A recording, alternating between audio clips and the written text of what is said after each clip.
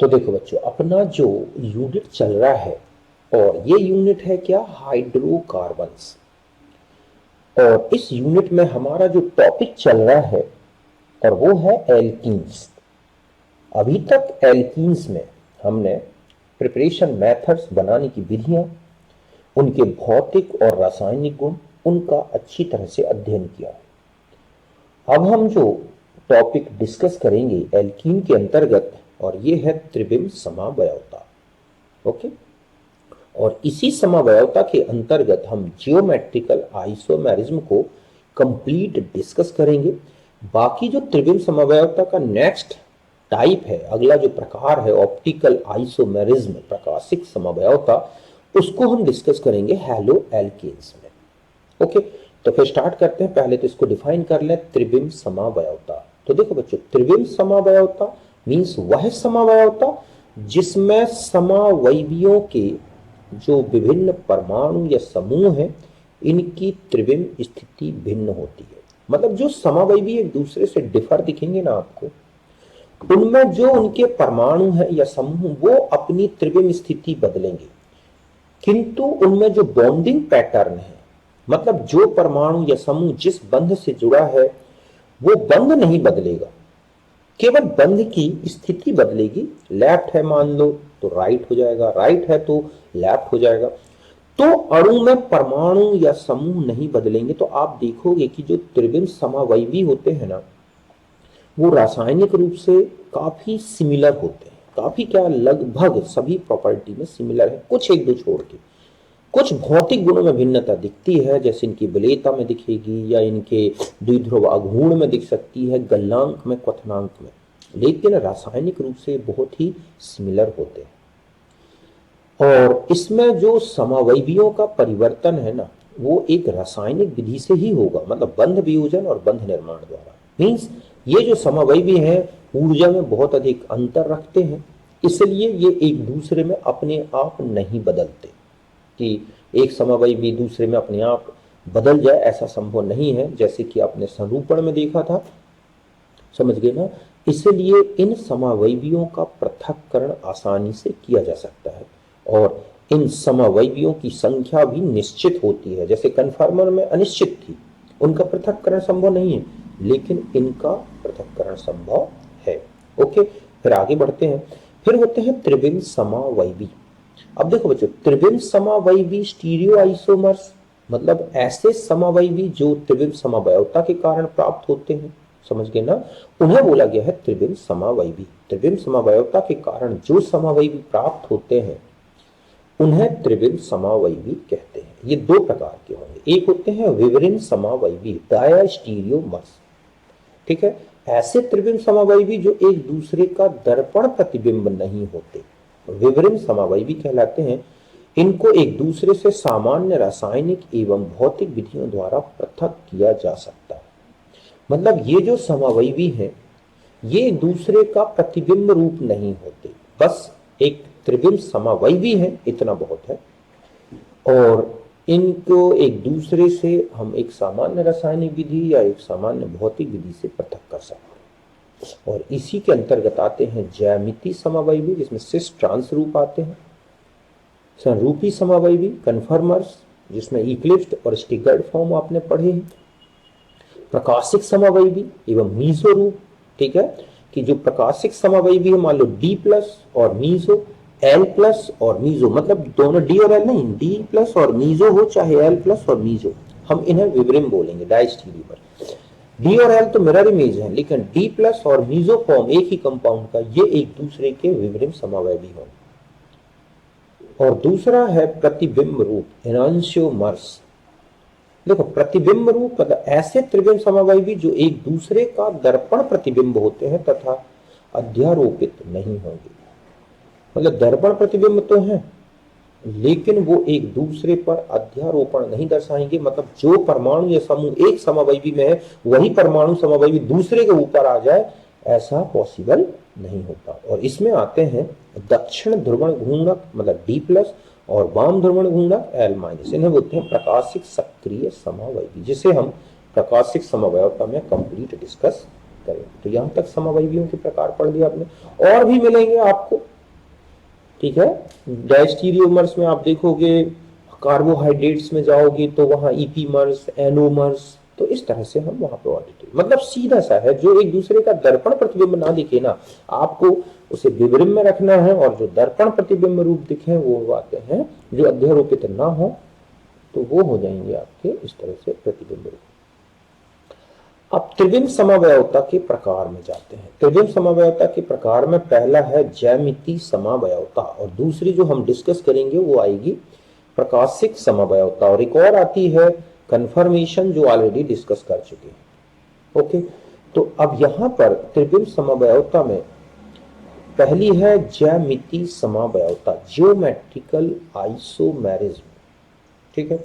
तो देखो, ज्यामिति समवयवता वह त्रिविम समवयवता जिसमें समान समूह या परमाणुओं की सापेक्ष त्रिविम स्थिति बदलती है। समझ गए ना, वह त्रिविम समवयवता जिसमें समान समूहों या परमाणुओं की सापेक्ष त्रिविम स्थिति बदलती है, ज्यामिति समवयवता कहलाती है। मतलब है इस समवयवता में जो समवयवी हैं वो एक दूसरे के सापेक्ष स्थिति बदलते हैं, मतलब उनके बीच की दूरी समवयवता में बदलनी चाहिए।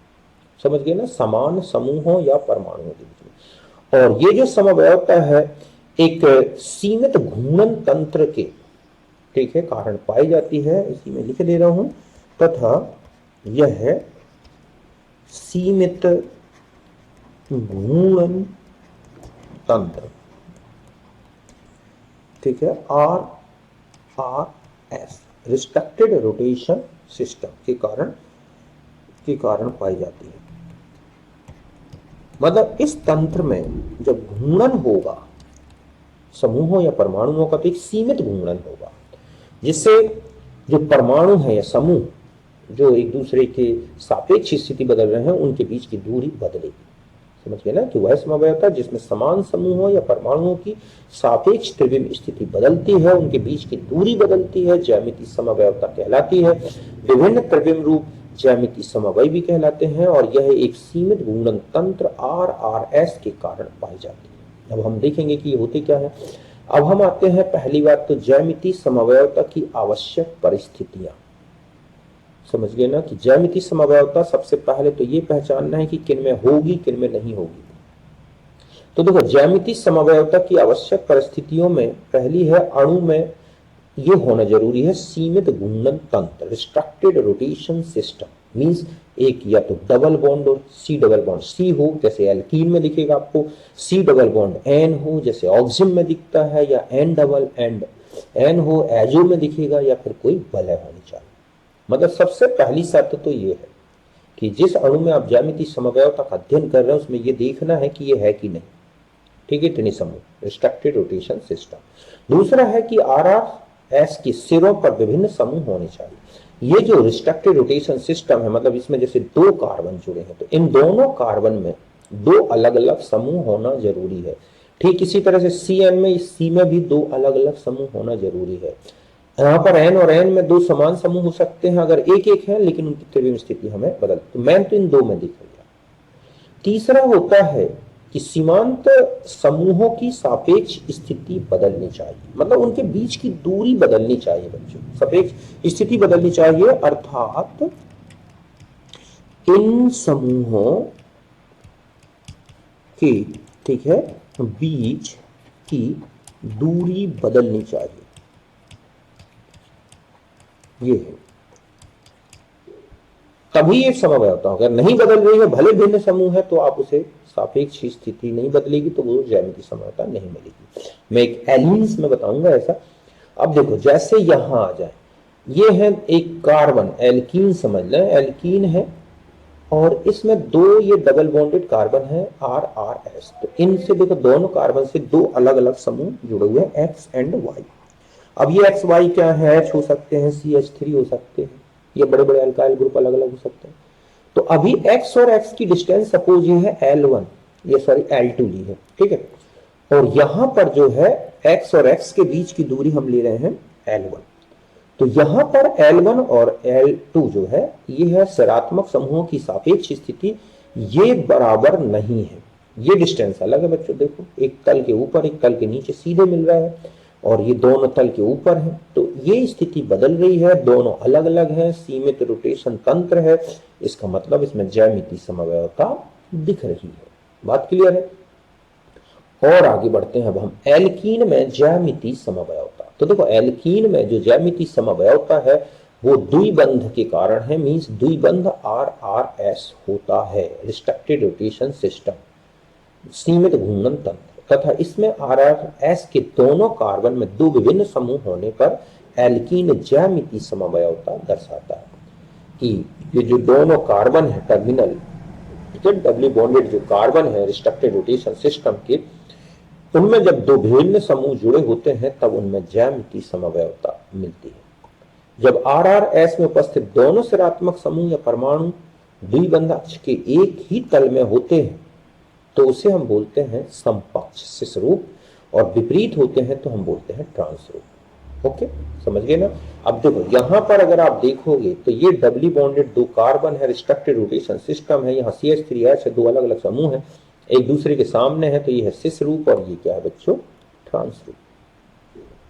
या कोई एल्कीन डेरिवेटिव अगर आपके पास है तो उनमें आपको समान क्रियात्मक समूह, समान नेचर के समूह दिखने, जैसे यहाँ पर दो Cl एक तरफ दिख रहे हैं तो सिस है, अपोजिट कर दो ट्रांस है। ठीक इसी तरह से ये है सिस रूप और ये क्या है? ट्रांस रूप। ठीक है, जैसे ये होता है फ्यूमेरिक एसिड, ये होता है मैलेइक एसिड, तो इस तरह से जो है आपको देखना है सिस और ट्रांस रूप। अब मान लो मैं ऐसा दे दूं कि ये है H और ये है H, है ना, और यहाँ H और यहाँ CH3, तो इसमें Gi नहीं होगा। क्यों नहीं होगा बच्चों? क्योंकि ये बिल्कुल समान समूह आ गया।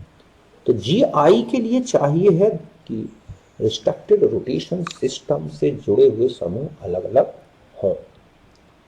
ठीक इसी तरह से एलिसाइक्लिक यौगिक जैसे साइक्लोएल्केन में Gi देखें तो इसमें वलय RRS होता है, जिसमें केवल सीमित घूर्णन संभव है, जैसे कि ये दो CH3, क्योंकि वलय एक द्विबंध के बराबर मानी जाती है, तो ये दोनों CH3 जैसे यहाँ नीचे लिख रहे हैं तो ये सिस रूप है, अपोजिट कर दो ट्रांस है, ऐसे ये सिस है, ये ट्रांस है।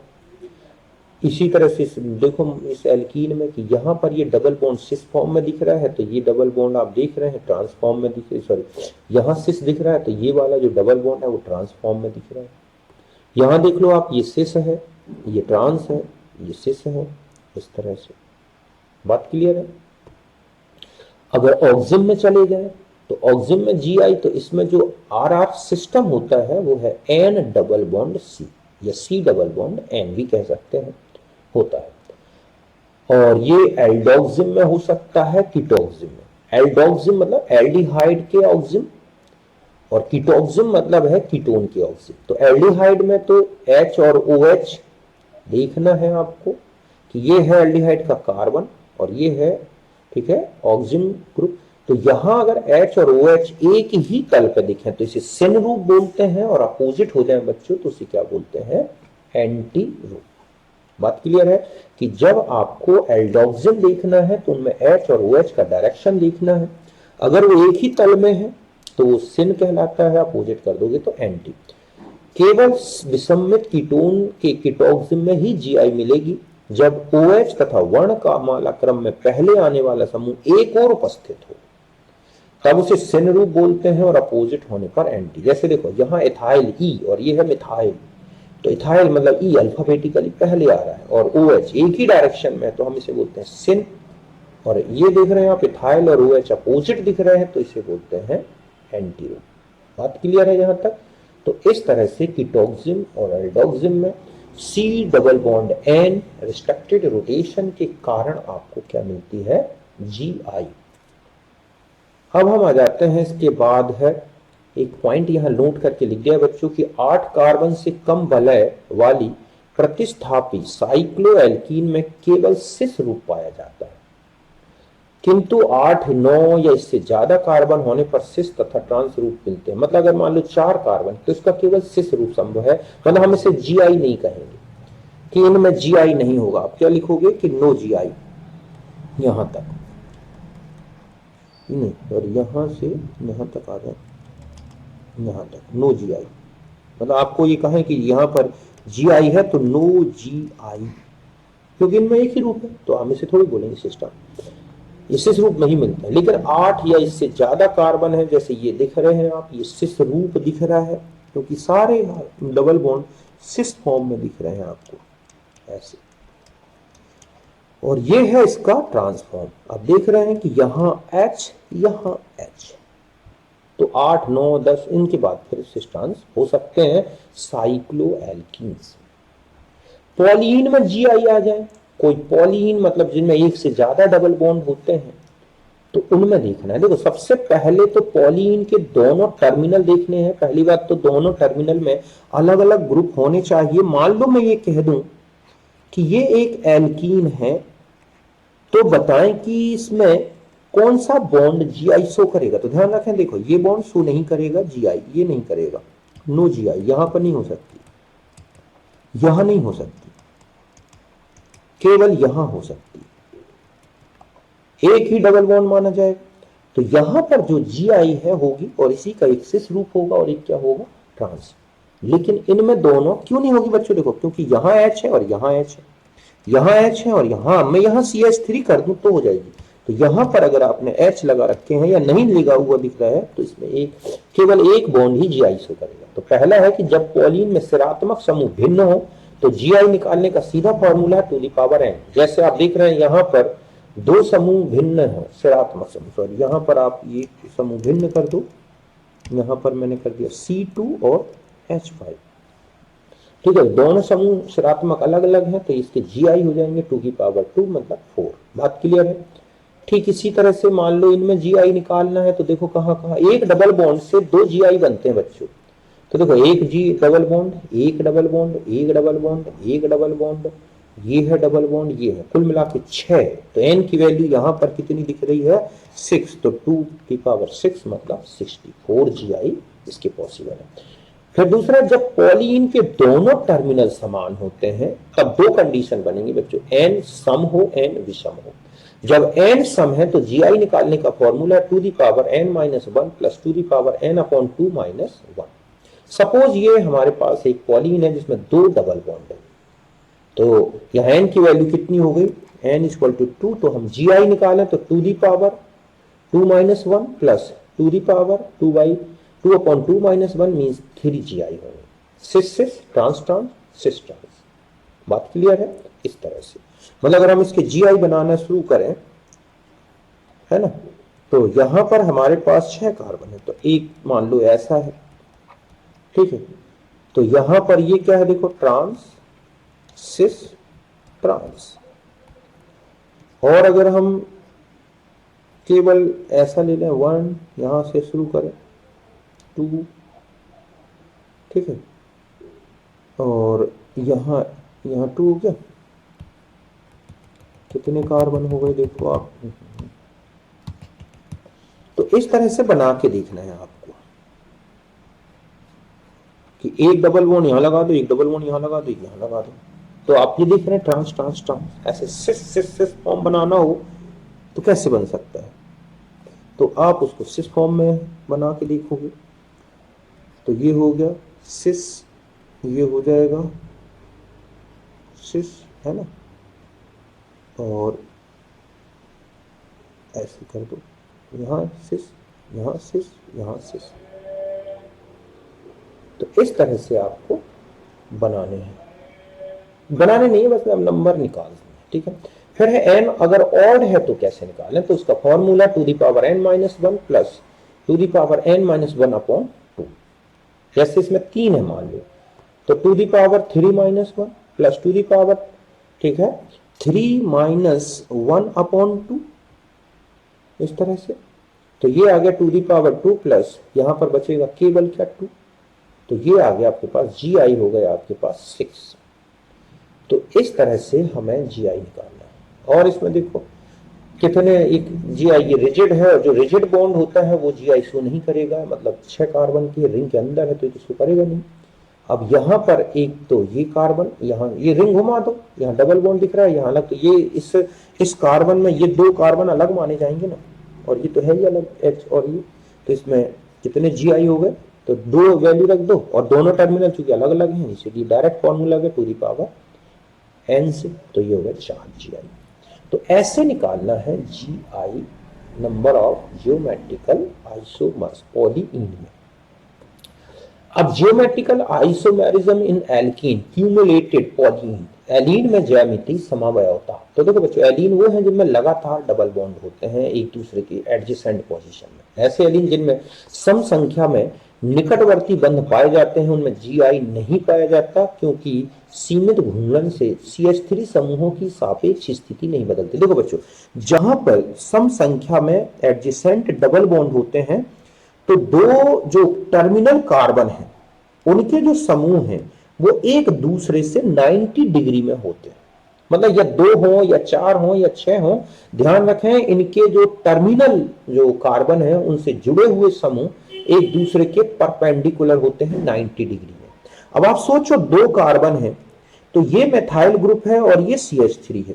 तो आप अगर ऐसे चलोगे, इस मिथाइल से ऐसे चलो आप, है ना, और फिर अगर आप ये मान लो L1 है और जब आप ऐसे चले तो भी वो L2, तो यहां L1 और L2 नहीं बदलेंगे। मतलब दो समान समूहों की सापेक्ष स्थिति नहीं बन रही है, बदल रही है सीमित घूर्णन के बाद भी, तो इनमें GI नहीं होगा, भले दोनों टर्मिनल अलग अलग है। तो इस तरह से आपको ध्यान रखना है, ऐसे एलीन्स जिनमें जो डबल बॉन्ड है, ठीक है, वो लगातार एडजेसेंट हैं और टर्मिनल ग्रुप अलग अलग हैं, तो उनमें GI नहीं होगा 2, 4, 6, 8, क्योंकि इनमें घूर्णन से दो समान समूहों की टर्मिनल जो समूह है उनकी सापेक्ष स्थिति में बदलाव नहीं आता। लेकिन ध्यान रखें इनमें प्रकाशिक समवयवता मिलती है और वो हम उसमें पढ़ेंगे, ठीक है। यदि विषम संख्या में है जैसे 3, 5, 7, तो ध्यान रखें उनके जो टर्मिनल ग्रुप्स हैं वो एक समान टर्मिनल ग्रुप एक ही तल में होते हैं निकटवर्ती, तो इन्हें एलीन में क्योंकि सीमित घूर्णन से समूह की सापेक्ष स्थिति बदल जाती है। मतलब जिनमें विषम संख्या में एडजेसेंट डबल बॉन्ड है उनके दोनों टर्मिनल के समान समूह एक ही तल में होते हैं, मतलब या तो समपक्ष में, और अगर हम उन्हें घुमा दें तो विपक्ष रूप, तो उनमें दोनों के बीच की दूरी में बदलाव आ जाएगा और इसका मतलब है इन एलीन्स में सिस ट्रांस समवयवता पाई जाती है। तो इसमें जो क्वेश्चन होगा ना कि इनमें से किस एलीन में ज्यामिति समवयवता है, तो ध्यान रखें एक तो दोनों एलीन के टर्मिनल अलग अलग होने चाहिए बच्चों, समझ गए ना, यहाँ दोनों तरफ HH नहीं होनी चाहिए, टर्मिनल बिल्कुल अलग हो जो रूल है, और विषम संख्या में डबल बॉन्ड हो तब होगा ऐसा। ओके, यहां तक बात क्लियर है। ठीक इसी तरह से इसमें GI एब्सेंट है। क्यों है बच्चों एब्सेंट? क्यों? क्योंकि ये जो कार्बन है ये वाला और ये वाला सेम हो नेचर है, ये तो ऊपर नीचे है, ठीक है, क्योंकि इस कार्बन से भी ये CH और CH3 जुड़ा है, इससे भी, तो ये इसमें नहीं होगा। अब हम इसमें आ जाएं, ठीक है, तो इसमें आप देख रहे हैं कि जो डबल बॉन्ड है ना बच्चों, वो सॉरी जो रिंग होती है वो डबल बॉन्ड जैसी मानी जाती है। क्या मानी जाती है? डबल बॉन्ड जैसी। तो आप देखेंगे कि 2 रिंग और एक डबल बॉन्ड, तो इसका मतलब 3 हो गए डबल बॉन्ड, और इस तरह से ऑड नंबर में डबल बॉन्ड आ गए, तो ये सिस होगा, तो ये क्या हो जाएगा इसका ट्रांसफॉर्म। इसी तरह से इसमें भी सिस और ट्रांस हो सकता है। यहां पर अगर हम चलें तो यहां GI एब्सेंट होगा बच्चों। क्यों होगी? क्योंकि बिल्कुल सेम है, क्योंकि यहां भी तो सेम है, लेकिन यहां पर आप देख रहे हैं कि 2 मिथाइल ग्रुप, इनमें GI प्रेजेंट होगा। तो पूरे मॉलिक्यूल में GI इस डबल बॉन्ड, सॉरी इसके कारण होगा, ना कि इस डबल बॉन्ड से, इस तरह से। फिर आता है ज्यामिति समवयवियों का EZ नामकरण। कौन इनगोल्ड प्रीलॉग रूल्स लगते हैं इसमें? तो देखो बच्चों, कुछ ज्यामिति समवयवी ऐसे हैं जिनका सिस ट्रांस नोमेनक्लेचर पॉसिबल नहीं है, तब उनके लिए ये नॉर्म यूज किया जाता है, एंटी जैजिन और जेड जियोसमिन। तो सबसे पहले RRS से जुड़े हुए सीमांत समूहों को वरीयता के आधार पर 1 और 2 अंक प्रदान करते हैं।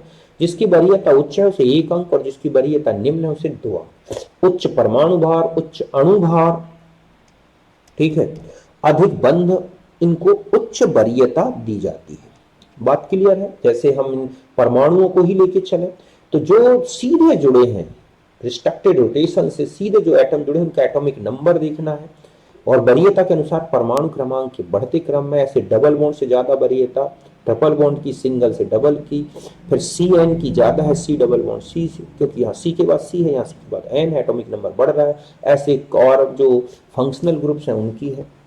फिर अगर समान वरीयता के समूह एक और हो तो जेड नाम दोगे और अपोजिट है तो वो ई नाम दोगे। जैसे इसका 1 2 1 2, यहां पर क्लोरीन का एटॉमिक नंबर ज्यादा है, फ्लोरीन का कम है, तो यहां मैंने 1 दे दिया, फ्लोरीन में 2। ठीक इसी तरह यहाँ CH3 में 1 और H कोई, तो ये देख रहे हैं 1 1 अपोजिट है तो ई नेम हो गया। यहाँ OH एक डायरेक्शन में दिख रहे हैं तो हम इसे जेड कहेंगे। यहाँ पर COOH एक डायरेक्शन में, इनकी नंबरिंग करके देख लो आप। ठीक है, तो यहाँ OH को 1 नंबर क्यों दिया गया बच्चों, जबकि इसका अणु भार तो कम दिख रहा है C4H9, क्योंकि जुड़ा हुआ एटम ऑक्सीजन ज्यादा एटॉमिक नंबर है, जबकि इसमें कार्बन है। इसमें OH और NH2 में OH, तो इस तरह से जेड रूप है। इस तरह से सिस ट्रांस में अगर विभेद करना है तो एक, ठीक है, तो यहां तक बात समझ गया। ऐसे बहुत सारे एग्जांपल हैं, उनको करोगे आप। और विभेद करना है सिस ट्रांस में, तो देखो सिस ट्रांस में सिस का द्विध्रुव गुण ज्यादा होता है बच्चों, ट्रांस का कम होता है। गलनांक में चले जाए तो सिस का गलनांक और ट्रांस में ट्रांस का गलनांक ज्यादा होगा। क्यों? क्योंकि ट्रांस में आप देखोगे जो समान समूह है वो अपोजिट होते हैं, इसलिए इनकी पैकिंग में गड़बड़ नहीं होती और ये बहुत अच्छे से पैक्ड हो जाते हैं। इसलिए गलनांक जो है पैकिंग पे डिपेंड करता है, तो ट्रांस का ज्यादा है। क्योंकि जो क्वथनांक है वो द्विध्रुव आघूर्ण पर, पोलर नेचर पे डिपेंड करता है, तो अणुओं में जिनका सिस फॉर्म है उसका द्विध्रुव आघूर्ण ज्यादा होगा, जिसके कारण उसके बॉइलिंग पॉइंट ज्यादा दिखते हैं। जैसे ये एग्जांपल है ना, कि CH3 ये सिस रूप है तो इसका डाइपोल मोमेंट है, जबकि इसका डाइपोल मोमेंट 0 है। इसका मेल्टिंग पॉइंट आप देख रहे हैं -13.9 है, जबकि इसका -10.9 है, जो ज्यादा है, माइनस कम हो गया मतलब। तो बॉइलिंग पॉइंट 4 डिग्री है, इसका बॉइलिंग पॉइंट 1 डिग्री है, तो बॉइलिंग पॉइंट में ये ज्यादा दिख रहा है। इस तरह से स्थायित्व में भी बता दूं, सिस और ट्रांस में ट्रांस ज्यादा स्थायी होते हैं। रासायनिक रूप से देखोगे सिस रूप में अगर समान क्रियात्मक समूह मेनली डाइकार्बोक्सिलिक एसिड के सिस ट्रांस में विभेद करना होता है तो साइक्लाइजेशन मेथड यूज होती है। अगर डाइकार्बोक्सिलिक एसिड में इस तरह से COOH सिस फॉर्म में है तो गर्म करोगे तो इजिली डाइमराइज्ड हो जाए, साइक्लाइज्ड हो जाएंगे, डिहाइड्रेशन जल्दी हो जाएगा। ट्रांस उन्हीं परिस्थितियों में ऐसा चक्रीकरण नहीं करता। इसके अलावा मैंने आपको योग अभिक्रियाओं में बताया था, सिन योग और एंटी योग। तो सिस रूप में अगर एंटी योग होता है एडिशन तो रैसमिक मिक्सचर बनता है, ट्रांस में अगर होता है तो मीजो बनता है। ऐसे ही अगर हम सिन की बात करें तो सिस है सिन एडिशन तो मीजो बनेगा, ट्रांस सिन एडिशन तो रैसमिक बनेगा। जैसे यहां पर Br है तो यहाँ एंटी एडिशन होगा, क्या होगा, एंटी एडिशन। तो ये सिस फॉर्म है और ये क्या है, ट्रांस। दोनों के सिस से क्या बन रहा है, रैसमिक, ट्रांस से क्या बन रहा है, मीजो। ऐसे यहां आ जाए, यहाँ सिन एडिशन होगा, ये सिस फॉर्म है तो सिस से मीजो, ट्रांस से रैसमिक। तो इस तरह से हम सिस ट्रांस में विभेद कर सकते हैं। तो देखो नीट के लेवल पर जितना मैटर जरूरी है वो इतना सफिशिएंट है, आप इतना GI पढ़ लोगे, कहीं जरूरत नहीं पड़ेगी कुछ और झांकने की, देखने की। ठीक है, तो ये था हमारा आज का GI इन, ठीक है, एल्कीन्स। अब हम नेक्स्ट जो है वो एल्काइन डिस्कस करेंगे।